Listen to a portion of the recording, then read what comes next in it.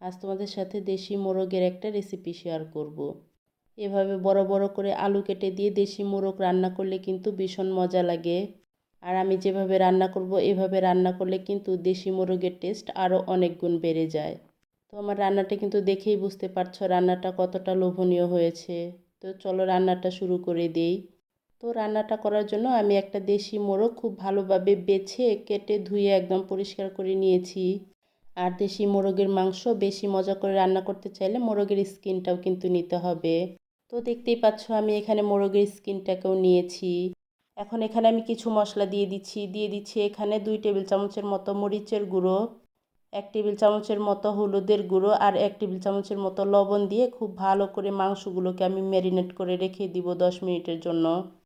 তো মাংসগুলো কিন্তু খুব বেশি সময় ম্যারিনেট করে রেখে দিতে হবে না, 10 মিনিট রাখলেই হবে। আর এদিকে আমি দেখো চুলায় একটা প্যান বসিয়ে দিয়েছি। প্যানে আমি হাফ কাপের চেয়েও একটু বেশি পরিমাণে তেল দিয়েছি। তেলটা যখন একটু গরম হয়ে গেছে তখন আমি এখানে 1 কাপের মতো পেঁয়াজ কুচি দিয়ে দিলাম। তো পেঁয়াজগুলোকে একটু নেড়েচেড়ে নিয়ে এখানে আমি কিছু আস্ত গরম মশলা দিয়ে দিব। এখানে আমি 2টা তেজপাতা দিয়ে দিলাম মাঝখান দিয়ে ছিঁড়ে, 3-4 টুকরো দারুচিনি দিয়ে দিলাম। তারপর আমি এখানে 8-10টার মতো সবুজ এলাচ দিয়ে দিচ্ছি আর দিয়ে দিচ্ছি হাফ চা চামচের মতো গোলমরিচ আর 8-10টার মতো লবঙ্গ। এখন এই সব মশলাগুলো পেঁয়াজের সাথে খুব ভালো করে নেড়ে চেড়ে ভেজে নিব।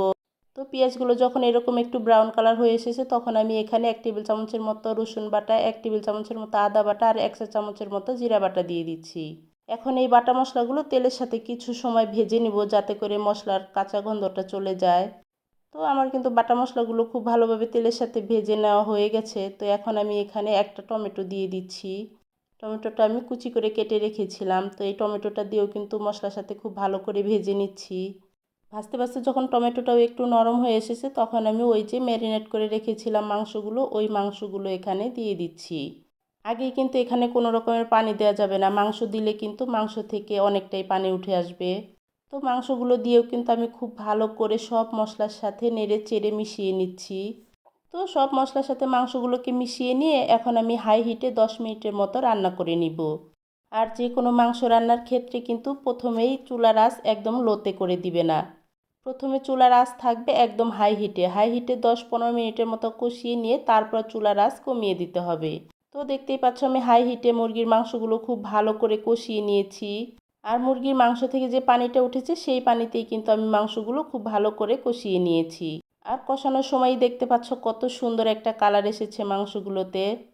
আর আমি মাংসগুলো যেহেতু আলু দিয়ে রান্না করব, এই কষানোর পরেই কিন্তু আমি মাংসগুলোতে আলু দিয়ে দিলাম। তো আমি এই মাংসগুলোতে আলু দিয়েছি বলে তোমাদেরকেও আলু দিতে হবে এমনটা কিন্তু না, তোমরা কিন্তু চাইলে আলু ছাড়াও এই রেসিপিটা তৈরি করে নিতে পারবে। তো দেখতেই পাচ্ছ আলু দিয়েও আমি খুব ভালো করে আরও 10 মিনিটের মতো কষিয়ে নিয়েছি। তো 10 মিনিট পর আমি এখানে কিছুটা ঝোলের পানি অ্যাড করে দিচ্ছি। আর যে কোনো মাংস রান্নার ক্ষেত্রে ঝোলের পানিটা সবসময় কুসুম গরম পানি অ্যাড করার চেষ্টা করবে, তাহলে রান্নার টেস্টও ভালো হয় আর রান্নাটাও কিন্তু খুব তাড়াতাড়ি হয়ে যায়। তো ঝোলের পানি দিয়ে আমি একটু নেড়েচেড়ে মিশিয়ে এখন ঢাকনা দিয়ে ঢেকে আরও 30 মিনিটের মতো রান্না করে নিব। যেহেতু এটা দেশি মোরগের মাংস রান্না হতে কিন্তু একটু বেশি সময় লাগে। তো আমি চুলার আঁচ কমিয়ে রেখে এখন আমি 30 মিনিটের মতো বসিয়ে রাখবো চুলায় এটা। তো 30 মিনিট পরে দেখো ঝোলটা কিন্তু অনেকটাই টেনে গেছে, এ পর্যায়ে আমি কয়েকটা কাঁচামরিচ দিয়ে দিব এখানে। তো কাঁচামরিচ দিয়ে আমি আরও 5-6 মিনিটের মতো রান্না করে নিলাম। আর সব শেষে রান্নাটা নামানোর আগে কিছুটা গরম মশলার গুঁড়ো দিয়ে দিলাম, এই 1 চামচের মতো দিয়েছি আর কি। তো আমার রান্নাটা কিন্তু হয়ে গেছে, ঝোলটা আমি আর এর চেয়ে বেশি টানাবো না, এখন আমি এটা নামিয়ে ফেলবো। আর যে কোনো তরকারিতে আলু দিলে একটু ঝোল থাকতে থাকতেই নামাতে হয়, ঠান্ডা হয়ে গেলে ঝোল কিন্তু অনেকটাই টেনে যায় তাহলে। তো আমার রান্নাটা কিন্তু একদম রেডি এখন। তো রান্নাটা একটু তোমাদের সামনে পরিবেশন করে দেখাচ্ছি আমার রান্নাটা কেমন হয়েছে। রান্নার কালারটা যেমন হয়েছে মাশাআল্লাহ খেতেও কিন্তু অনেক মজা হয়েছিল। তো আমার ভিডিওটা যদি ইউটিউব চ্যানেল থেকে দেখে থাকো তাহলে আমার ইউটিউব চ্যানেলটা একটু সাবস্ক্রাইব করে দিও প্লিজ। আর যদি ফেসবুক পেজ থেকে দেখো তাহলে একটা ফলো দিয়ে দিও। তো সবাই ভালো থেকো, আল্লাহ হাফেজ।